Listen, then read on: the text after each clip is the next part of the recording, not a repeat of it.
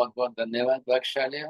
आज जो है 9 अक्टूबर को बुधवार के दिन हमारी ये दूसरी क्लास गणधरवाद की चल रही है। छठे गणधर मंडिक स्वामी का विषय जो चल रहा है, आज उसका हम अंतिम क्लास के अंदर पूरा करेंगे। अभी जैसा कि इन्होंने विपुल जी ने बताया, आज 300वीं क्लास 300 क्लासेस हमारी पूरी हो रही है। मैं आप सबसे निवेदन करता हूँ चौड़िया जी, जैन फाउंडेशन को बहुत बहुत धन्यवाद दीजिए और इनका बहुत बहुत उपकार मानने जैसा है। इतना धैर्य रख करके 300 क्लासें इन्होंने चलाई है। बहुत बहुत अभिनंदन है आपको। बहुत बहुत धन्यवाद बख्शाली हो। हमेशा बहुत बहुत धन्यवाद रेगुलरली। जैन फाउंडेशन को, बहुत बहुत धन्यवाद, बहुत बहुत अभिनंदन, बहुत बहुत धन्यवाद। हाँ जी, बहुत धन्यवाद जैन। आज ही विपुल जी, आप रमेश जी को भी सबका अभिनंदन धन्यवाद जरूर जो है वहां तक पहुंचाइए उनको।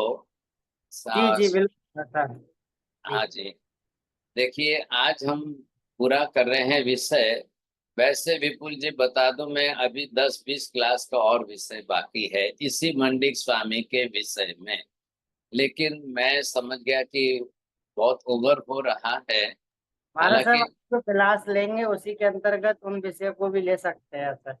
हाँ, वही मैंने सोचा है कि अभी जैसे मंडिक स्वामी बताए रहे हैं कि आत्मा कर्म से वियोग हो जाए तो क्या स्थिति होती है, तो वो हम मोक्ष के विषय में ऐड करेंगे, जोड़ेंगे साथ में।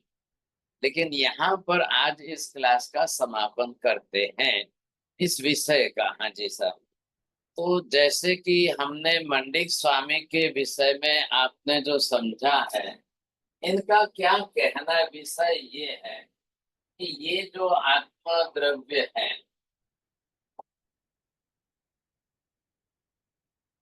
अब आत्मा के साथ जिस तरह से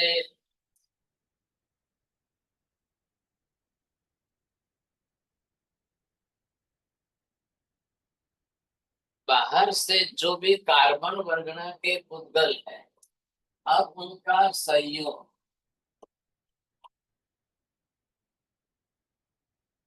और यहाँ पर है उसका वियोग। अब ये जो संयोग वियोग होना है, क्या ये होता है रेगुलर में जिस तरह से? अब ये तो चल ही रहा है, साथ में ही है। अब ये कार्बन वर्गना के जितने पुद्गल परमाणु है,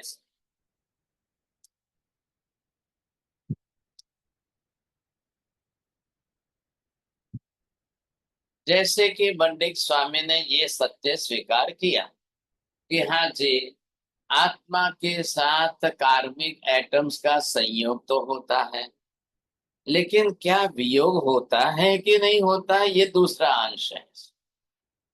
अब वियोग होने का मतलब क्या है? जब संयोग हो सकता है तो वियोग क्यों नहीं होगा?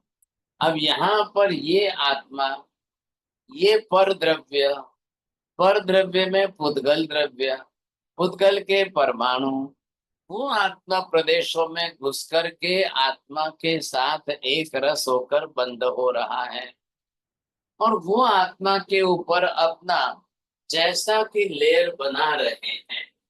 अब ये एक रसीकरण होने के बाद अब संयोग भाव से नहीं हुआ है। इधर फर्क क्या समझ रहे हो आप? अब इसके साथ में यहाँ पर बात जोड़ी है, समझे?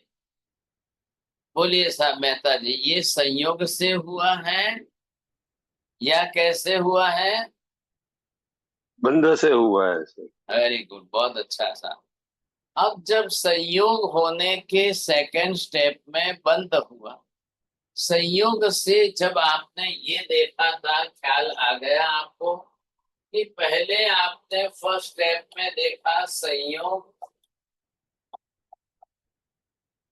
अब उसके बाद में आपने देखा कि संबंध हो रहा है और इसके बाद में आपने ये देखा कि अब बंद हो रहा है।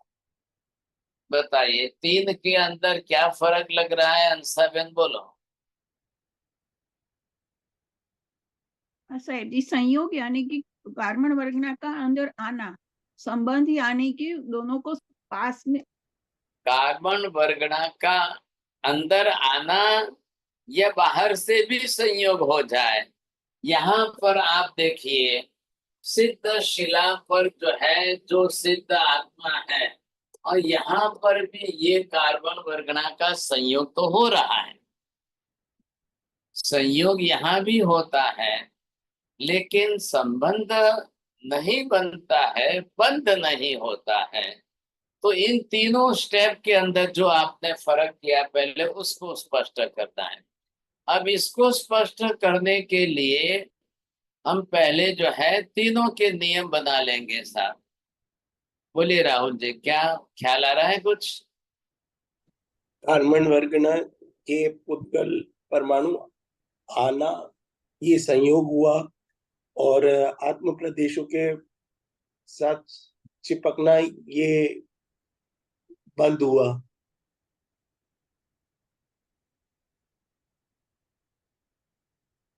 हाँ जी, अब यहाँ पर ये देखना है आपको,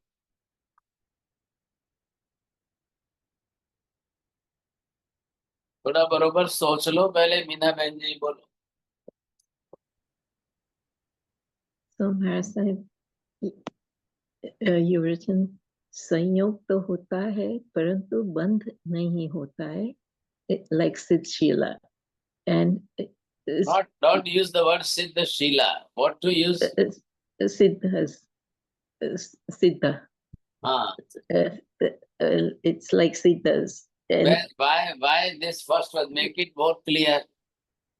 because they don't bind any karmas, they did not take in any of the atoms, and it doesn't. You are getting the prize, but you are not clear about that. If you can make it clear, then you will get the prize. बोलिए पम्मी बहन जी, बोलेंगे आप? Just think over it. Again, I will come to you. सिद्ध भगवान जी को राग द्वेष नहीं होता, इसलिए वो कार्बन वर्गना का ग्रहण नहीं करते। Very good. अब आपको आपका भी हाथ हो रहा है, अधूरा हो रहा है। You have to prove both the things. बोलिए विपुल जी, बोलो। जी महाराज साहब, वो जो सिद्ध परमात्मा, उनका साथ कर्मों का सहयोग तो होता है, लेकिन बंद नहीं हो रहा है।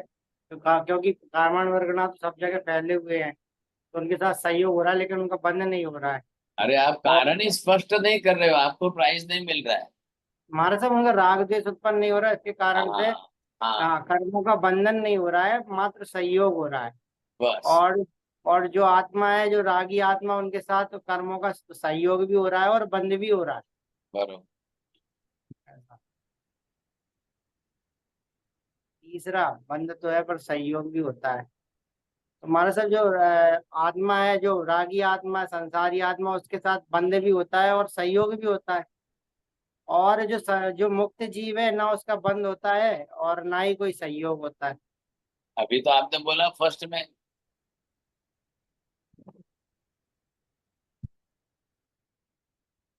हाँ, लास्ट वाला।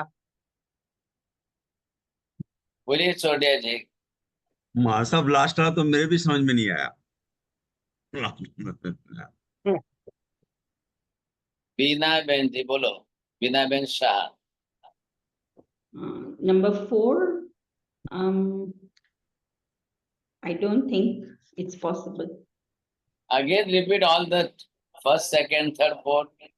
First one is संयोग तो होता है परंतु बंध नहीं होता है। So सिद्ध आत्मा, because they are surrounded by karma, karma vargana pudgal parmanu, but because they don't have morning karma, so they don't do rag and dvesh, and so they don't attract the karmas, nor karma vargana pudgal parmanu, nor do they bind.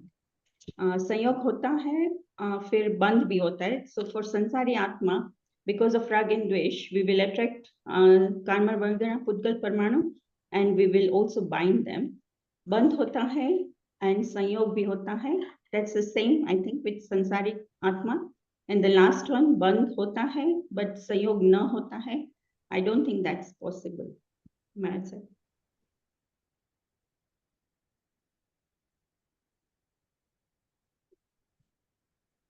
बस ये देखिए, ये सिद्ध है.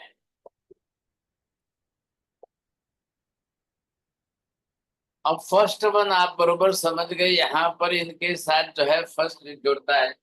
और ये सब संसारी जीव, अब ये संसारी जीव जो भी हैं, अब ये इनके साथ क्या हो रहा है, सेकंड वाला भी हो रहा है, बद्ध वाला भी हो रहा है. अब फोर्थ तो बनता ही नहीं है. फोर्थ वाला तो बनने का ही संभव नहीं है. तो इसके अंदर जब नहीं होता है ना, तो वो प्रश्न नहीं आता है. अब पुद्गल के साथ होगा, बंध भी नहीं हो, संबंध भी नहीं हो, संयोग भी ना हो, तो कर्म नहीं बनेगा वहां पर. ये आपको ध्यान में रखना है. अब यहाँ पर ये दो ही डिवीजन हो रहे हैं. एक संसारी जीव है और दूसरे सिद्ध आत्मा है. अब आप ध्यान से समझिए साहब. भगवान महावीर मंडिक स्वामी जी को उत्तर दे रहे हैं, भाई साहब तो ये पर्याय कहां से बनेगी. आप कर्म का संयोग, संबंध और बंध दोनों मानने को तैयार हो गए.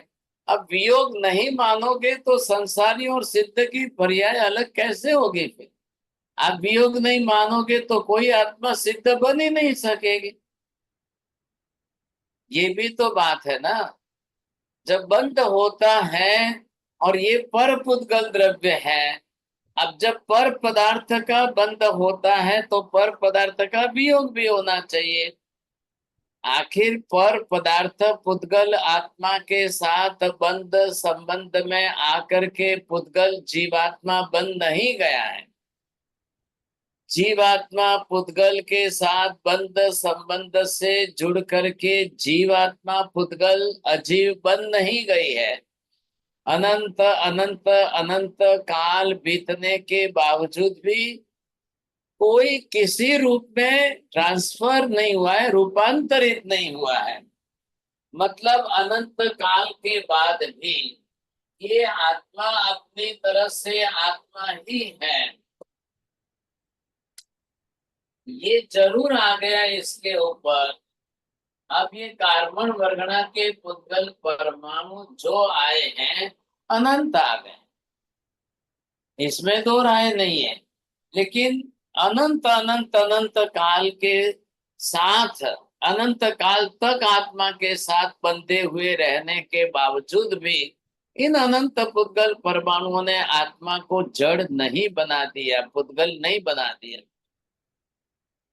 कोई कुछ भी नहीं फर्क हुआ. ध्यान रखिए, अभवी अभवी अभवी अभवी अनंत अनंत अनंत अनंत काल तक भी अभवी अभवी जीव तो बना रहेगा ना.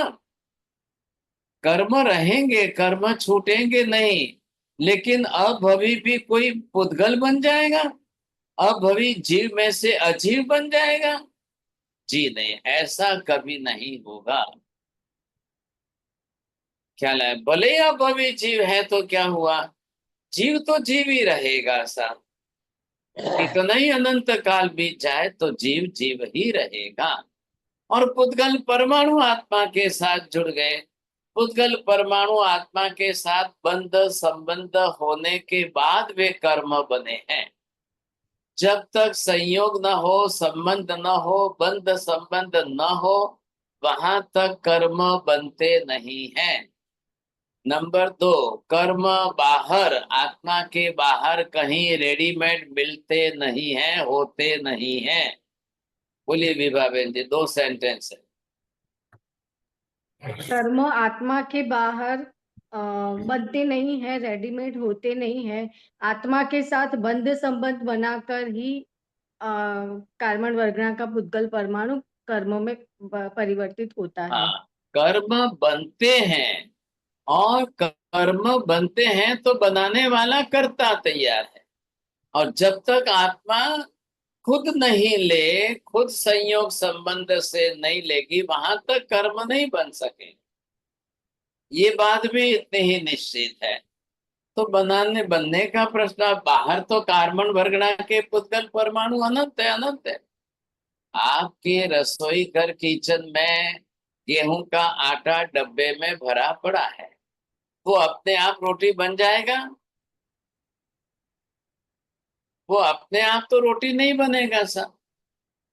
उसको बनाने वाला ले करके रोटी की शेप में कन्वर्ट करेगा, तब रोटी बनेगी, नहीं तो नहीं बनेगी। कार्बन वर्गणा के पुद्गल परमाणु बाहर अनंत है, वो अपने आप में कर्म नहीं बनेंगे। अब बन गए तो वो अपने आप भी नहीं जाएंगे सर। बोलिए मेहता जी, क्यों नहीं जाएंगे अपने आप? क्या क्या समझे आपने बताया कि कार्बन वगैरह के पुद्गल अपने आप नहीं जाएंगे? हाँ, नहीं, नहीं। अपने आप आए थे क्या? अपने आप नहीं आए थे, अपने तो आप अपने आप नहीं नहीं आए जाएंगे। थे तो अपने आप जाएंगे क्या? सब नहीं जाएंगे। क्यों नहीं जाएंगे? फिर नहीं जाएंगे तो फिर आत्मा कैसे कार्बन वर्गणा के नहीं, पुद्गल परमाणु बिना की कैसी होगी साहब? ये जो आपने देखा कि ये आत्मा है, और ये आप देख रहे हैं कि ये कार्बन वर्गणा के पुद्गल परमाणु आत्मा में आ रहे हैं। बोलिए मनीषा बहन जी, किस दरवाजे से आ रहे हैं? आश्रव से आश्रव से, आश्रव से। मन वचन काया से। हाँ, अब आपको ध्यान, मन वचन काया, ये दरवाजे हैं उसके। अब ये जिस तरह से भी आए, इधर देखिए, आ करके आत्मा प्रदेशों के साथ ये चिपक करके बंद हो करके जब एक रस बन गए, अब यहाँ पर ये कर्म बन, अब ये अपने आप कैसे जाएंगे? इसमें देखिए, और मैं दूसरा चित्र यहाँ बाद में बनाता हूं। अब इसमें और इसमें फर्क क्या है?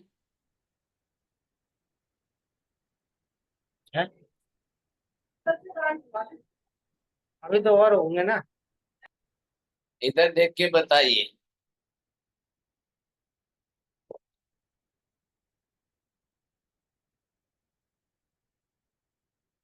बोलिए विपुल जी, क्या दिख रहा है? अरे सर, एक जगह तो आत्मा में कर्म आ रहे हैं और बंद हो रहा और है, एक और एक में आ रहे हैं और निकल रहे हैं। बोलो, आगे बोलो, सही क्या है, गलत क्या है? हमारा साहब, ये जो आत्मा में कर्म आ रहे हैं बंद हो गया, वो तो जो राग द्वेष के कारण हो गया है। और जो सिद्ध आत्मा है उसके कर्म आ रहे हैं और अपने आप निकलते जा रहे हैं, उनका रुकना नहीं हो रहा है। अब आपको भी पनिशमेंट आएगा, ऐसे करोगे तो नहीं चलेगा।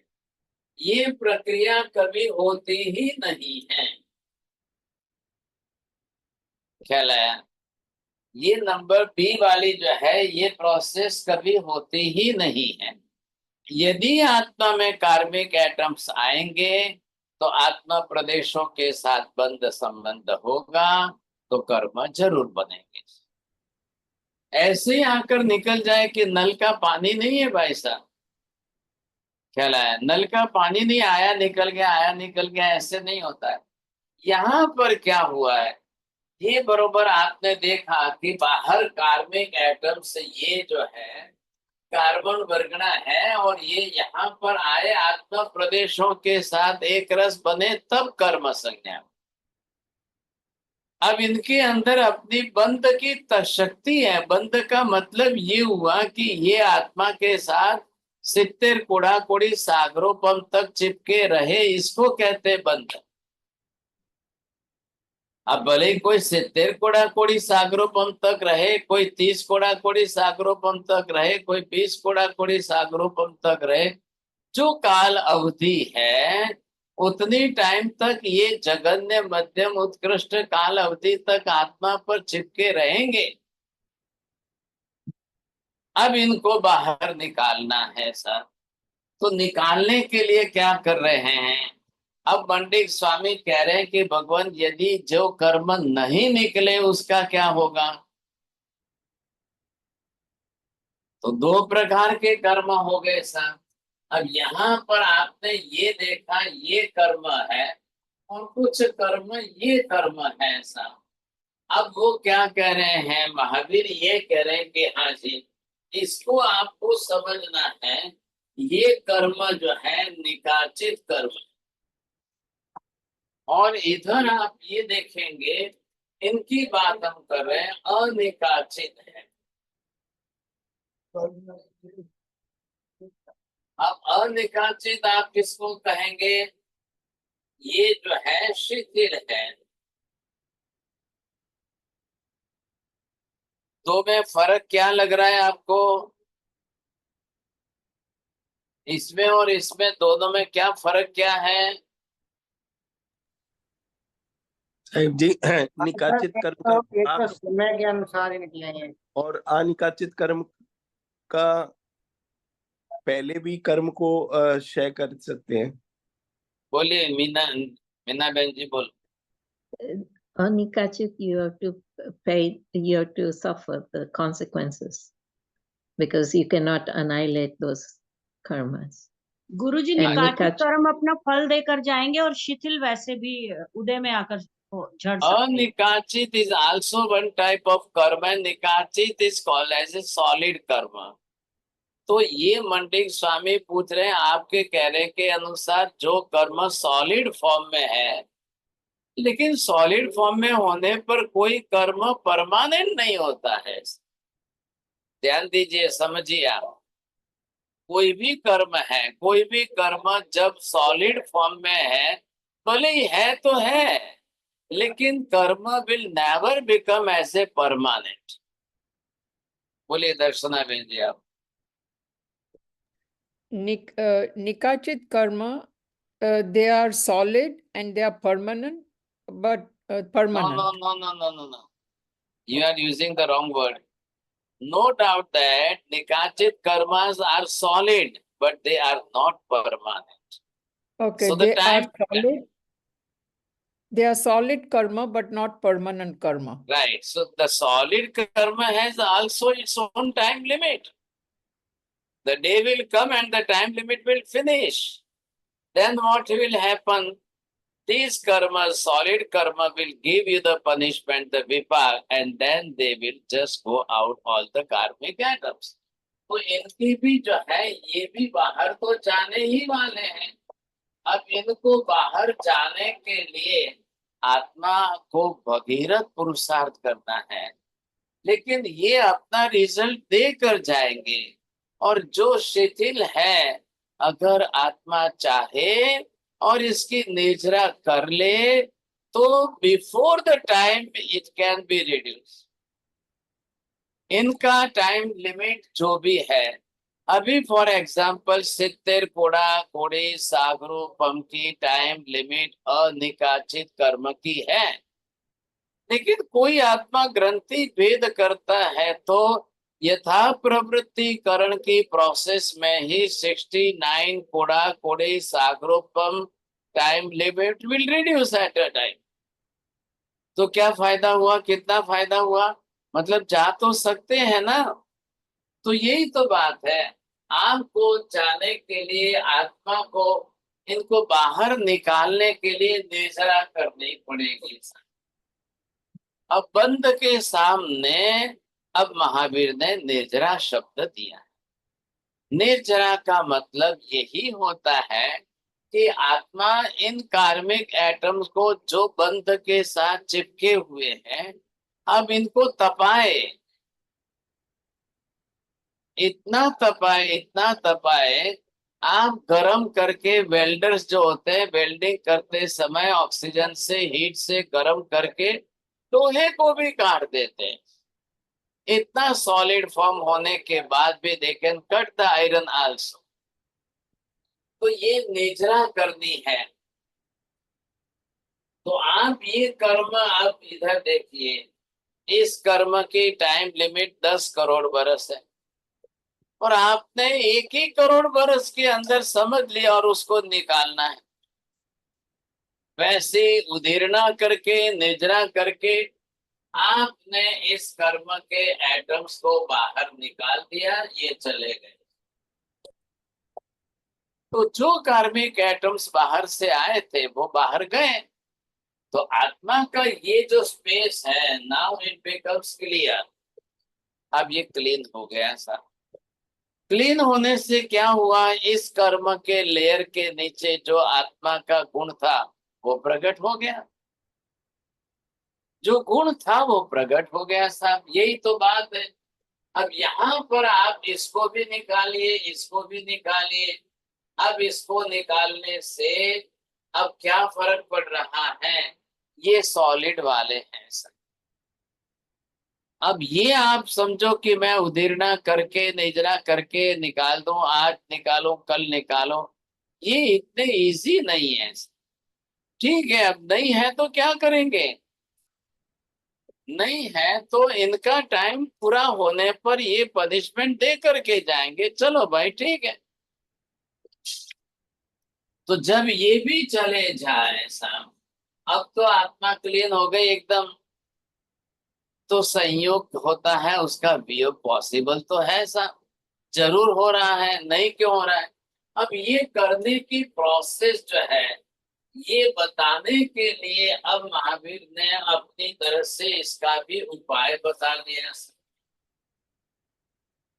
अब यहाँ पर निद्रा करने के लिए महावीर ने अपनी तरफ से 6 प्रकार से ये बाह्य तप बताया, और फिर इसी तरह से यहाँ पर 6 प्रकार से आभ्यंतर तप बताया।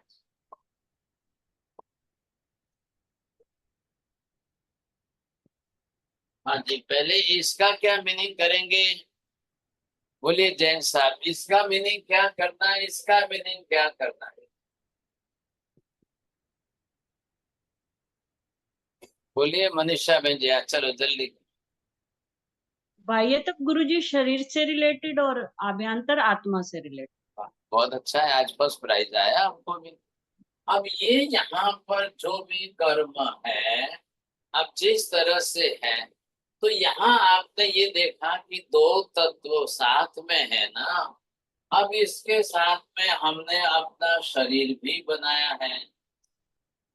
अब शरीर के साथ में जो है ये चेतन आत्मा है साथ। तो अब हम क्या कर सकते हैं इसके लिए, इधर हमारे पास ये शरीर, अब शरीर को प्राधान्य बना करके with the help of the physical body whatever type of the penance we will do. अब इसमें भले आप उपवास करिए, ये आपने आयम बिल कर दिया, इधर आपने एकाशना कर दिया, इधर आपने उनोदरी कर दी, अब आपने काय क्लेश कर दिया, संलीनता कर दी। ये जो तप है, ये भी इन कर्मों को अंदर पहले तब क्या करेगा, तप आएगा। वेल्डर क्या करता है, पहले उसको अग्नि से लेकर के ऑक्सीजन को साथ जोड़कर आग से लोहे को तपा करके काटता है। तो ये भी रास्ता है। अब ये 6 बाह्य तप आएंगे, उपवास भी शरीर से करोगे, आयम्बिल भी शरीर से करोगे, जीभ से आपका स्वाद टेस्ट कम हो जाएगा, इधर एक आसन करोगे, वृत्ति संक्षेप कर लोगे, रस त्याग कर लोगे, आप काया से कायोसर्ग कर लोगे, केश लुंचन कर लोगे, आप विहार करोगे, आप आसन करोगे। ये सारी चीज जो है, ये आपको बरोबर इससे निद्रा करा रही है। अब इनसे भी निद्रा हो रही है, तो ये जिस कर्म की प्रकृतियों का संयोग हुआ था, अब उसका वियोग हो रहा है। जब आपने इतना प्रबल पुरुषार्थ किया तब हो रहा है।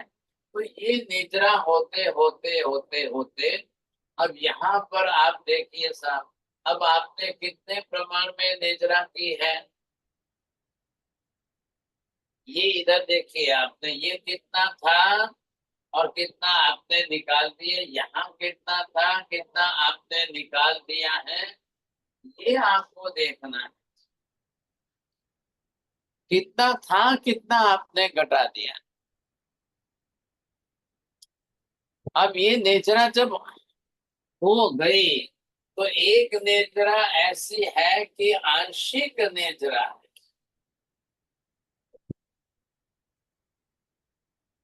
और दूसरे प्रकार की नेचरा आप देखेंगे ये जो है ये संपूर्ण है।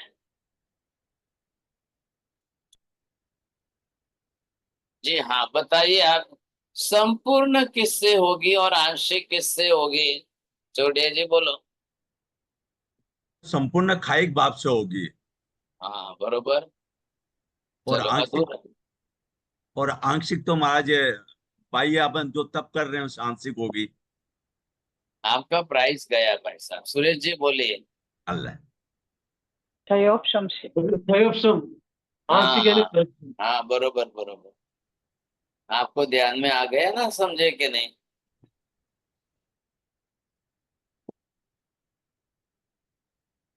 जब क्षायोपशम होता है तो उसमें आंशिक होती है, और क्षायिक भाव से हो तो संपूर्ण हो जाए। तो जो ये कर्म है, अब इधर ये रास्ता बताया इससे नेजरा होगी, इधर आपके पास ये रास्ता है इससे नेजरा होगी। साहब होगी तो सही ना, ना तो नहीं है, होगी तो सही। अब किससे होगी, कितने प्रमाण में होगी? अगर बाह्य तब से 40%, 50%, 30% जो भी हो, जितनी हो, अब अगर यहाँ ये अपने परसेंटेज ज्यादा जोड़ दे साहब, अब इसकी तरह से अगर आपने ये आभ्यंतर के अंदर क्या किया, ये प्रायश्चित किया, ये विनय किया, ये आपने वैयावच किया, ये आपने स्वाध्याय किया, ये आपने ध्यान किया, और ये कायोत्सर्ग किया सब, तो ये भी जो है आप अगर से करते हैं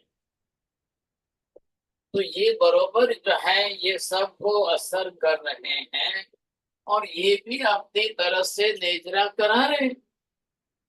ये नेजरा जैसे जैसे जैसे चलती जाएगी, जैसे जैसे होती जाएगी, तो इसके कारण भी होगी सब। अब यहाँ पर आपने देखा ये परसेंटेज आपने घटाए तो ये इतने परसेंटेज आया, ये इतने परसेंटेज आया, ये देखिए सब हो तो रही है ना। नेजरा होने का मतलब ही ये है कि आत्मा प्रदेशों के साथ एक रस बन गए ऐसे कार्मिक एटम्स को वापिस क्षय करके बाहर भेजना है।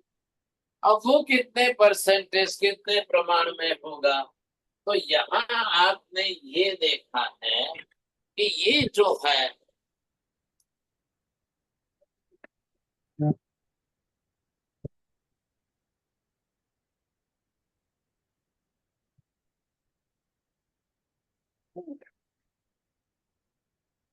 अब यहाँ तक जीव जो है वो क्षायोपशमिक भाव से कर रहा है।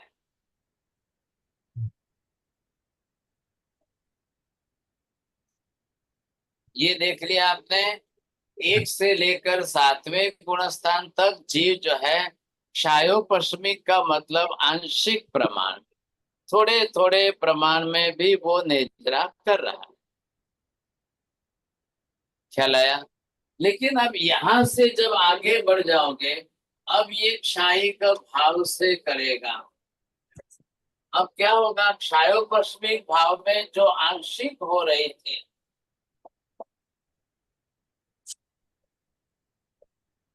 और यहाँ संपूर्ण हो जाएगा। तो जब संपूर्ण कर्म का क्षय हो जाएगा तो गुण भी संपूर्ण बढ़ जाएंगे, ये विशेषता है। तो ये करते करते करते अब इसको फिर वापिस जो यहाँ पहुंच जाए 8वें तक, तो वो पहले से फिर यहाँ से सर्व कर्म को ला करके अब वो यहाँ पहले क्षायी का कर लेगा सब। तो यहाँ से ये जो है आत्मा के अंदर से ये सब कर्म क्षय हो सकते हैं। अब क्षयिक भाव से ये कर्म क्षय हो गए, ये आत्मा के गुण जो है अंदर से, जो जो गुण अंदर थे वो पूर्ण रूप में प्रकट हो गए। अब जो पहले हमने देखे थे कर्म, अब ये हो गए, सब गुण प्रकट हो गए। ज्ञान है, दर्शन है, चारित्र है, वीर्य है, ये सब गुण आत्मा के पूर्ण रूप में प्रकट हो गए। क्योंकि आत्मा पर पुद्गल द्रव्य से तो सर्वथा भिन्न है ही है। आत्मा अपने ज्ञान दर्शन आदि गुणों वाली आत्मा है। पुद्गल मात्र जो है वर्ण गंध रस स्पर्श वाले कार्मिक एटम्स थे। तो आत्मा का पर द्रव्य के सिवाय अपना भी खुद का ओरिजिनल एग्जिस्टेंस है तो सही ना। तो है तो फिर वो प्रकट होना है, बस और कुछ नहीं है। जब गुण है तो प्रकट होने जरूरी है ऐसा। अगर प्रकट ही नहीं होंगे तो फिर कैसे होगा? प्रकट तो होंगे तो ही होगा सब, लेकिन करने पर होंगे, ऐसे ही नहीं हो जाएंगे, अपने आप नहीं हो जाएंगे।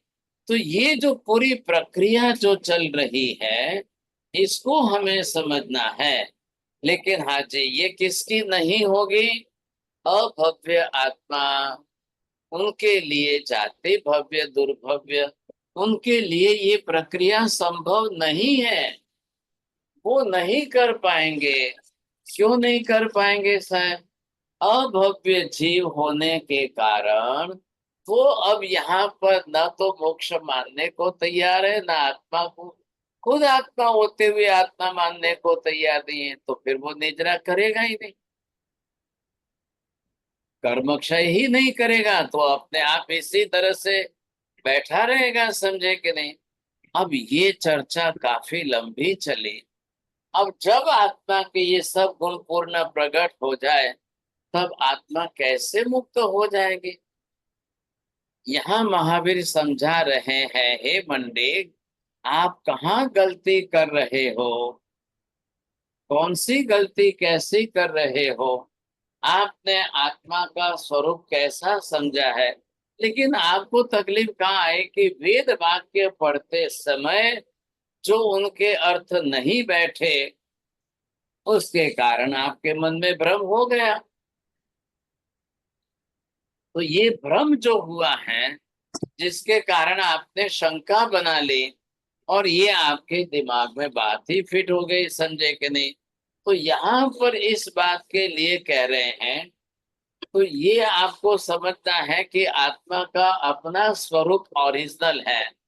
कर्म लगे हैं, कार्मण वर्गणा बाहर से आई है, उसके कारण बंध हुआ है। लेकिन आत्मा का अपना भी तो ओरिजिनल स्वरूप तो है ही है, वो कहाँ नष्ट हो गया है? तो आपने जो वेद वाक्य पढ़े थे, न हवै स शरीरस्य प्रिय अप्रियोरपहतिरस्ति, अशरीरम वा वसंतम प्रिय अप्रिय न स्पृशतः, जो वेद वाक्य आपने किए और उसका अर्थ आपने किया, तो आपने ध्यान नहीं दिया। वहां शब्द लिखे सशरीर अशरीर, दोनों आपके वेद वाक्य में सशरीरी आत्मा अशरीरी आत्मा। क्यों भाई साहब ऐसे शब्द क्यों आए? तो ये बात निश्चित हो गई, कर्म बांधे हैं और कर्म के कारण आपने शरीर बनाया, इसलिए आप सशरीरी अवस्था में हो। लेकिन जब कर्म क्षय हो जाए और आप बिल्कुल अशरीरी कक्षा में पहुंच जाओ, तब आप अशरीरी अवस्था में हो। तो आत्मा ही है ना, अशरीरी में कौन है? जो कल सशरीरी थी वो आज अशरीरी बन गई, बस बात पूरी हो गई। अब आपने क्या स ए सभी गुणों विभुर न बध्यते, वेद वाक्य की स्टडी में आपके सामने कॉन्ट्राडिक्टरी स्टेटमेंट आ गए, यहां आपको भ्रम हो गया। स ए सभी गुणों विभुर न बध्यते, तो ये तो सिद्ध आत्मा के लिए कहा गया है। सर्वथा आत्मा जो है विभू स्वरूप में होने के कारण वह कर्म से बंध नहीं होती है। तो भाई साहब आत्मा विभू शब्द अर्थ में कब आएगी? अनंत ज्ञान दर्शन चारित्र बढ़ेगा तब विभू रूप में आएगी। लेकिन आप विभू मानकर फिर वापिस जो है आप ये गलती कर दो कि अद्वैत मान लोगे तो भाई दूसरे पदार्थ का अस्तित्व ही नहीं होगा, तो बंद कैसे हो? इतने लंबे टाइम तक पहले जो है अद्वैत होते हुए भी किस रूप में अद्वैत है, अद्वैत का सही स्वरूप क्या है, इसकी चर्चा हमने काफी विस्तार से की। आत्मा पुद्गल नहीं है, पुद्गल आत्मा नहीं है, ये अद्वैत का स्वरूप है। दूसरे पदार्थ के अस्तित्व का अभाव नहीं करना है, आत्मा दूसरे पदार्थ के जैसी नहीं है, ये अद्वैत का अर्थ करके बैठी है। अब देख लो आप समझे कि नहीं।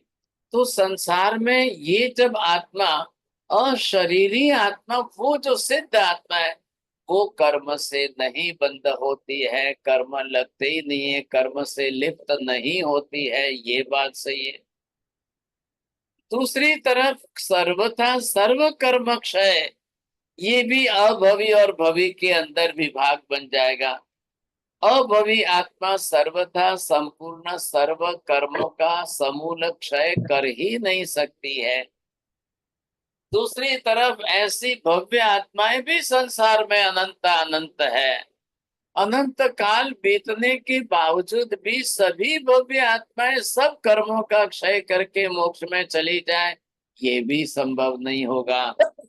योग्यता है, पात्रता है, लेकिन कर्म जन्यता भी तो है ना, जो हमने कल डिस्कशन किया है उस बात को लेकर। योग्यता होने पर भी सभी समस्त भव्य आत्माएं सब कर्मों का क्षय नहीं कर लेती है। तो ऐसा भी दिन नहीं आएगा कि संसार में से सभी भव्य आत्माएं मोक्ष में चली जाए और बस सिर्फ और सिर्फ अभव्य अभव्य ही बची रहे, ऐसा भी नहीं होगा। जब भी फिगर आएगा तब अनंत अनंत काल के बाद भी अनंत गुने भव्य आत्मा की तुलना में अनंतवे भाग के ही अभव्य जीव बचे रहेंगे। बोलिए साहब लीला बहन जी। भव्य जीव अनंत अनंता अनंत गुना है और अनंतवां भाग ही भव्य जीव रहेंगे। आप ध्यान नहीं दे रहे हैं, बोलिए चौड़िया जी। आप फरमा रहे हैं कि भव्य गुण के भव्य जीव के अनंत गुना की तुलना में अभव्य अनंत व भागी रहेंगे। अनंत अनंत गुने भव्य आत्माओं की तुलना में अनंतवे भाग के ही अभव्य है। तो जो परिस्थिति आज है कि अनंत भव्य आत्मा है और अनंतवे भाग के अभव्य भी संसार में, यही परिस्थिति अनंत अनंत अनंत काल के बाद भी रहने वाली है। सर्वथा संसार खाली हो जाए ये तो वैसे भी संभव नहीं है। तो ये जो सारी बात यहाँ पर इनको समझाई है, इसमें मैं 10-20 क्लास का विषय यहाँ छोड़ रहा हूँ जो मोक्ष के साथ रिलेटेड है। अब उनको जब हम वापिस समझेंगे कब, जब प्रभात स्वामी का विषय मोक्ष का आएगा, मैं वहां ज्वाइन करके इसको क्लियर करूंगा। नहीं तो और 10-20 क्लास चली जाएगी यहाँ पर डिटेल करने में, फिर मुझे वापिस वहां रिपीट करना पड़ेगा, इसलिए मैं यहाँ की बात को आगे ले जाऊंगा। ये है भाग्यशालियों। आज यहाँ पर वैसे मंडिक स्वामी ने महावीर की इस बात को स्वीकारी। इनके साथ में 350 शिष्य हैं और महावीर के साथ डिस्कशन करते करते करते करते कई पॉइंट्स पर, कई मुद्दों पर इन्होंने काफी डिस्कशन किया, बहुत बहुत भारी चर्चा की। लेकिन आखिर आते आते इन्होंने सत्य स्वीकारा और महावीर के चरणों में नतमस्तक हो गए और अपने 350 शिष्यों को भी लिया साथ में। अब उन्होंने महावीर के सामने विनंती की, भगवान मेरा संशय छिन्न हो चुका है, अब मेरे नियम के अनुसार आप मुझे आपकी दीक्षा प्रदान कीजिए तब महावीर ने मंडिक स्वामी और उनके 350 शिष्यों के साथ उनको दीक्षा दी। वो सब ब्राह्मण थे भाई साहब, लेकिन इनको आज जैन दीक्षा दे करके, जैन साधु संत बना करके, और तुरंत महावीर ने मंडिक स्वामी के ऊपर वास चूर्ण से उनको गणधर बनाया। गणधर बना करके अब उनको भी द्वादशांगी लिखने का अधिकार दिया। मैं जितना त्रिपदी से पदार्थ निरूपण करता हूँ उसको आप लिखेंगे, और लिख करके आप अपने शिष्यों को सबको पढ़ाएंगे। ये बात इन्होंने यहाँ पर स्पष्ट की। बहुत बड़ी बात हुई, बहुत लंबी। अब इनके बाद 7वें गणधर मतलब ब्राह्मण पंडित आ रहे हैं मौर्य स्वामी। अब मौर्य स्वामी वो अपनी शंका का विषय लेकर आ रहे हैं। हे भगवान, क्या देवी देवता भी होते हैं? क्या स्वर्ग भी होता है? क्या भूत प्रेत भी होते हैं? क्या देवगति ही देवलोक है, या देवलोक के सिवाय भी देवगति है? देवगति में कितने प्रकार के, कैसे, ये सब बातें मैं कैसे मान लूं? वो भी अपनी तरह से अपने शिष्य परिवार के साथ आएंगे सब, और वो भी अपने प्रश्न तो जरूर पूछेंगे। उनका विषय भी बड़ा लंबा चौड़ा विषय है। अब मुझे तो मालूम नहीं विपुल जी कि इसमें 7वें गणधर के विषय में कितनी क्लासें होगी। अब मैं कोई गिनती से क्लास तो नहीं बता सकता हूँ, लेकिन कोशिश करेंगे जितने प्रमाण में हो उतनी कोशिश हमारी समझने की जरूर रहेगी साहब। आज यहाँ पर बुधवार के दिन 8 अक्टूबर को मंडिक स्वामी का विषय पूर्ण करता हूँ। 300वीं क्लास के अंदर ये विषय आज परिपूर्ण हो रहा है साहब। हाँ महाराज साहब, मेरा ये प्रश्न है कि निकाचित क्रम आप बताएं कि जब वो उसकी टाइम अवधि खत्म होगी तब वो उदय में आएंगे। तो भगवान महावीर स्वामी के जो निकाचित क्रम है उस भव में यदि उदय में नहीं आते, 10 भव यदि बाद आते तो क्या होता? तो फिर और 27 के 37 हो जाते। अच्छा, बिल्कुल हो जाते, ना थोड़ी है। 27 भी हुए तो भी निकाचित कर्मों के कारण ही हुए हैं। ऐसा तो नहीं है भाई, निषेध तो हम नहीं कर सकते हैं। निकाचित, आपने जो पहला सेंटेंस करेक्ट कर लो, काल पूरा होने के बाद उदय में, उसके भी पोर्शन तो है ना, पार्टीशन, जिसके अंदर आंशिक आंशिक आंशिक जिस तरह से आते जाए। फॉर एग्जाम्पल, महावीर स्वामी का देवानंदा ब्राह्मणी की कुक्षी में आना हुआ, it was only for 82 days. अब वो सिर्फ बचा ही इतना था, 82 दिन के लिए आया, लेकिन हालांकि उनको तो कर्म भुगत नहीं था। अब जब वो देवानंदा के गर्भ में है तो अपने आप तो ट्रांसफर हो नहीं सकते थे, संभव ही नहीं था। तो वो उसको भी उनके लिए सारी व्यवस्था हो गई, गर्भ परिवर्तन भी हो गया। तो ये है कि निकाचित कर्म पूरा टाइम पूरा होने के बाद ही आए, उसके पोर्शन पोर्शन पोर्शन जो जो आते जाए आते जाए आते जाए, वो कर्म अपना विपाक रिजल्ट दे करके अपनी टाइम लिमिट पूरी होते ही निर्जरित हो तो जाएगा। जितना जी मां। बचेगा उतना ही सही। लेकिन ये भी साथ में समझ लो, 95% कर्म आपके अनिकाचित हैं। बहुत जी मां। मुश्किल से 5-7-10% ही कर्म निकाचित होते हैं। और अब ये अवेयरनेस आ जाए तो हम एक भी कर्म निकाचित कक्षा का तो न बांधे। जी महाराज, जी महाराज। नमो हरिहंताणं, नमो सिद्धाणं, नमो हरियाणं, नमो वज्रायाणं, नमो लोहे सव्वसाहुणं। एषु पंच नमोकारो सव्व पापप्रणाशनो, मंगलानं च सव्वेसिं परमं हवै मंगलम्। मंगलम भगवान वीरो, मंगलम गौतम प्रभु, मंगलम स्थूलिभद्राद्य जैन धर्मो सुमंगलम। चत्तारि मंगलम हरिहंता मंगलम, सिद्धा मंगलम, साहु मंगलम, केवले बन्नतो धम्मो मंगलम। चत्तारि लोकोत्तम हरिहंता लोकोत्तम, सिद्धा लोगोत्तम साहु लोगोत्तम केवली पन्नतो धम्मो लोगोत्तम चत्तारि शरणं पवज्जामि अरिहन्ते शरणं पवज्जामि सिद्धे शरणं पवज्जामि साहु शरणं पवज्जामि केवली पन्नतं धम्मं शरणं पवज्जामि सर्वमङ्गलमाङ्गल्यं सर्वकल्याणकारणं प्रधानं सर्वधर्माणां जैनं जयति शासनम्।